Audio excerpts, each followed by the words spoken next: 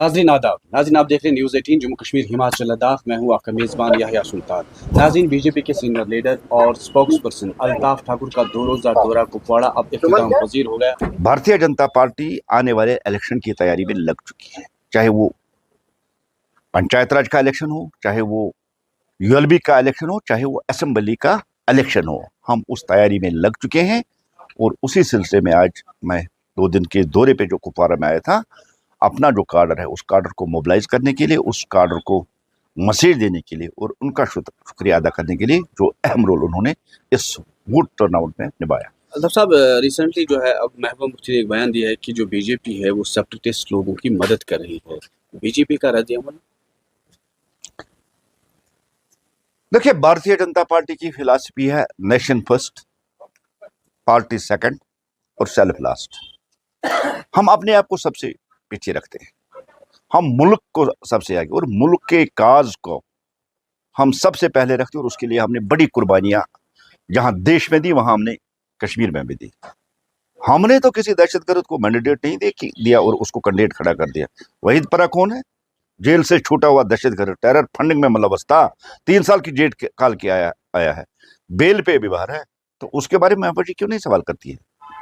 अगर उसको लगता है कि हमने किसी एंटी नेशनल एलिमेंट की सपोर्ट की है या उसकी की है, उसका नाम बता दीजिए।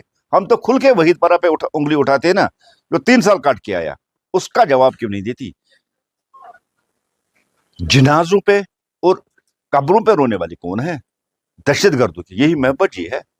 ये कभी नेशनलिस्ट के घर नहीं गया। भारतीय जनता पार्टी नेशन पे ये की रखती है, देश की एकता, देश की अखंडता, देश की सुरक्षा के लिए भारतीय जनता पार्टी किसी भी हद तक जा सकती है।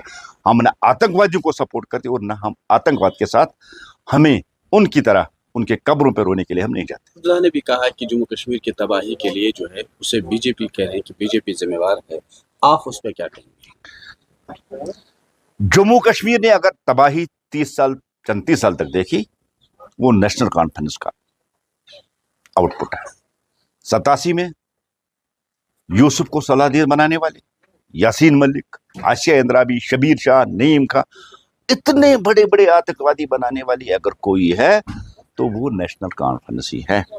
जो लोग डेमोक्रेटिक सेटअप में आए थे, जिनको इलेक्शन लड़ना था, उनको एक बहुत बड़ी साजिश के तहत आतंकवादी बनाना इस बात की अक्कासी करता है कि नेशनल कॉन्फ्रेंस जानबूझकर जम्मू कश्मीर की बर्बादी चाहता था ताकि वो बड़ी देर तक यहां राज कर सके।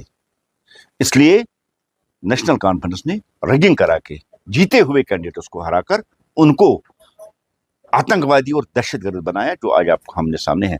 लेकिन भारतीय जनता पार्टी 2019 जब एब्रिगेशन 370 हुआ, हमने विकास किया, हमने अमन दिया, हमने पीस दिया, प्रोग्रेस दी, प्रॉस्पेरिटी, हमने लाइट कल्चर यहाँ, नाइट कल्चर यहाँ वापस दोहरा दिया, सिनेमा यहाँ खुलवा दिए, यहाँ फ्लाईओवर्स बने, यहाँ सड़कें बनी, यहाँ 2 करोड़ 10 लाख टूरिस्ट आ गए। तो जब उमर साहब जवाब दे, जब आप सीएम थे तो आपने इसी कश्मीरी कौम के 122 बच्चों को मरवा दिया। आपसे तो आशी और नीलोफर का केस हैंडल नहीं हो सका और आप ही चाहते कि कश्मीर की क़यादत करे। कश्मीर ने फैसला किया है खानदानी राजों को उखाड़ फेंकना और नए ऑप्शन ढूंढना। ये कश्मीर के उस नौजवान ने आज साबित कर दिया, जो बहुत बड़ी तादाद में निकलकर जिन्होंने वोट डाला, उन्होंने वोट डाला जुल्म के खिलाफ, उन्होंने वोट डाला खानदानी राज के खिलाफ, उन्होंने वोट डाला आतंकवादियों के खिलाफ और उन्होंने वोट डाला 370 एब्रिगेट होने के हक में। इसलिए 370 खत्म होने के बाद इतनी बड़ी तादाद में यहाँ का वोटर निकला। एक बात है कि आपको क्या लग रहा है, क्या मुल्क में फिर से बीजेपी आ सकती है, जिस तरह इंडिया अलायंस क्लेम कर रही है कि इस बार मोदी जी नहीं आएगी या मोदी हुकूमत नहीं आएगी? और एक दूसरा, क्या असेंबली में भी आपको लग रहा है कि जम्मू कश्मीर में बीजेपी हुकूमत बना सकती है? देखिए, जहां तक इंडिया अलायंस का ताल्लुक है, मुझे वो खड़ा दिख नहीं रही है, रेंग रही है, वो खड़ा भी नहीं हो पा रही। देश ने मन बनाया, देश में एक नैरेटिव चल रहा है कि देश को एक नई पहचान देने वाले, मुल्क की एकता, मुल्क की अखंडता, एक भारत श्रेष्ठ भारत का सपना पूरा करने और इंटरनेशनल लेवल पे मुल्क को 5वीं बड़ी इक्तिसादियत बनाने वाले मोदी जी को फिर वजीर आजम लाना है, क्योंकि आगे देश को और बढ़ाना है, देश की उसको आज शहरी जानता है हिंदुस्तान का कि आज पाकिस्तान की हिम्मत नहीं होती है वो हिंदुस्तान की तरफ आंख उठा के, आज नजरें झुका के वो बात कर रहा है।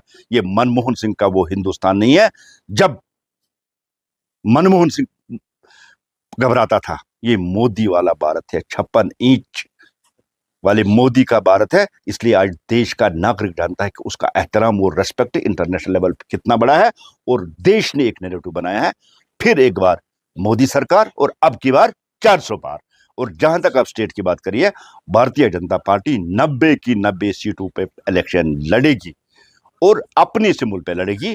हमने अभी तक अलायंस नहीं किया था, हमने खाली लाइक माइंडेड पार्टी को सपोर्ट किया था। भारतीय जनता पार्टी 90 की 90 सीटों पर इलेक्शन लड़ेगी, और आपके इस नॉर्थ कश्मीर जहां हम खड़े हैं, यहां भी भारतीय जनता पार्टी कमल खिलाएगी, और उस 50 पार के जो नारा है, जो वो कमल खिलेगा, उसमें यहां से भी जो पंखड़ियां है, उस फूल में ये पंखड़ियां होंगी। आखिर पर यही कि जिस तरह लोगों ने यहाँ पर खुल के अपने वोट का इस्तेमाल किया, तो ज़्यादा कहा जा रहा है कि इंजीनियर रशीद के भी हक में लोग निकले, नौजवान निकले।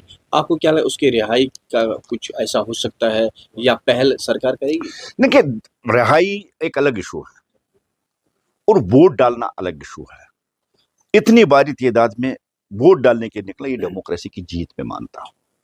ये मैं रेफरेंडम मानता हूं 370 खत्म होने के लिए, क्योंकि 370 रहते हुए खौफ, दहशत और घबराहट में कोई बाहर नहीं निकलता है। लेकिन 370 के बाद ना खौफ रहा, ना दहशत रहा, ना गोली न रही, ना बम रही, और न किसी दहशतगर्द की हिम्मत हुई कि वो हड़ताल की कॉल दे दे, और लोग खुल के निकले। इसलिए उन्होंने 370 के खिलाफ ये वोट दिया है।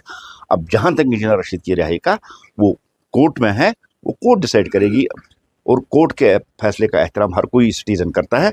लेकिन रिहाई और वोट ये अलग है। ये डेमोक्रेसी की जीत है, ये इंडियन कॉन्स्टिट्यूशन की जीत है, और पाकिस्तान और दहशतगर्दों की हार। बहुत बहुत शुक्रिया बात करने के लिए।